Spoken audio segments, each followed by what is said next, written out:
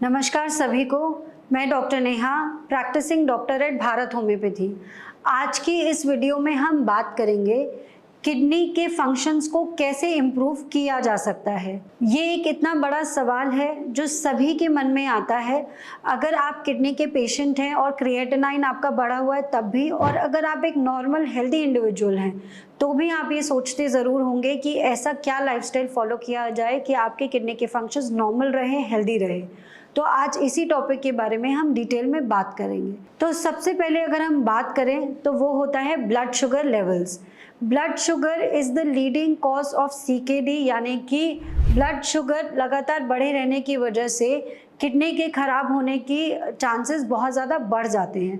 तो अगर आप जानते हैं कि आप डायबिटिक पेशेंट हैं, आपका ब्लड शुगर बढ़ा रहता है, तो सबसे पहले उस पर रोक लगाना बहुत ज़्यादा ज़रूरी है। अगर आपका दवा खाने के बाद भी ब्लड शुगर नॉर्मल नहीं रहता है, फास्टिंग और पीपी, या फिर आपकी जो HbA1c की वैल्यू होती है वो लगातार 6.5 से बढ़कर आ रही है, तो आपको सावधानी बरतने की ज़रूरत है। ऐसी डाइट को फॉलो करना है जिससे आपका ब्लड शुगर मेंटेन रहे। सही दवाइयाँ लेनी हैं ताकि आपका ब्लड शुगर एकदम नॉर्मल लिमिट में मेंटेन रहे।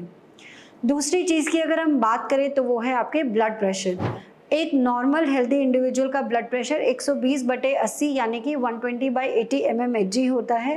अगर आप रियलाइज़ कर रहे हो कि काफ़ी समय से आप ब्लड प्रेशर चेक करा रहे हो लेकिन आपका 140-150 ऊपर का ब्लड प्रेशर आता है, तो ये एक बहुत अच्छी निशानी नहीं है।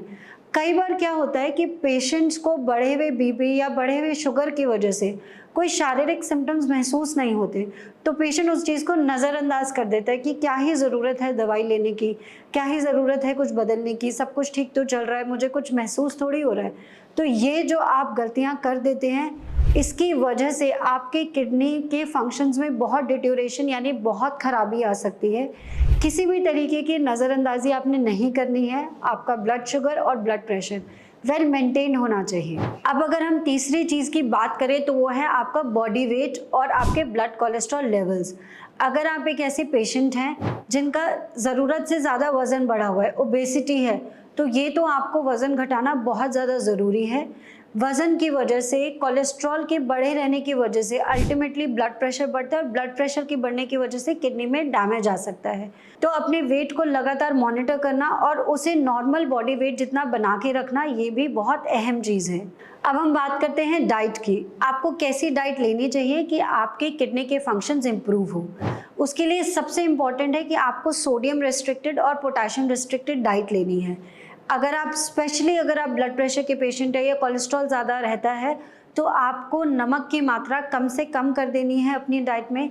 सेंधा नमक या फिर पिंक सॉल्ट, ये सब आप इस्तेमाल करिए और नॉर्मल टेबल सॉल्ट को मत लीजिए, उसको अवॉइड करिए, बल्कि सेंधा नमक का इस्तेमाल करना शुरू करिए। साथ ही साथ अगर आपका किडनी फंक्शन ऑल्टर्ड है यानी कि आपका क्रिएटिनाइन बढ़ा हुआ है, तब आपको पोटेशियम रिस्ट्रिक्टेड डाइट लेने की ज़रूरत है। हर वो सब्ज़ी या हर वो फ्रूट जिसमें पोटेशियम की मात्रा अधिक होती है उसको आप बिल्कुल छोड़ दीजिए और ऐसी डाइट को फॉलो करिए जिसमें सोडियम और पोटेशियम की मात्रा कम से कम हो। साथ ही साथ आपको हेल्दी प्रोटीन लेना है। ऐसा प्रोटीन लेना है जो कि आपके शरीर में जाके जल्दी से जल्दी एब्जॉर्ब हो जाए और आपको उससे ताकत भी मिले। जैसे कि अगर आप नॉन वेजिटेरियन हैं तो आप एग वाइट्स ले सकते हो, और अगर आप वेजिटेरियन हो तो आप मूंग दाल सबसे अच्छा तरीका होता है अपने एनर्जी सोर्सेज को पूरा करने के लिए।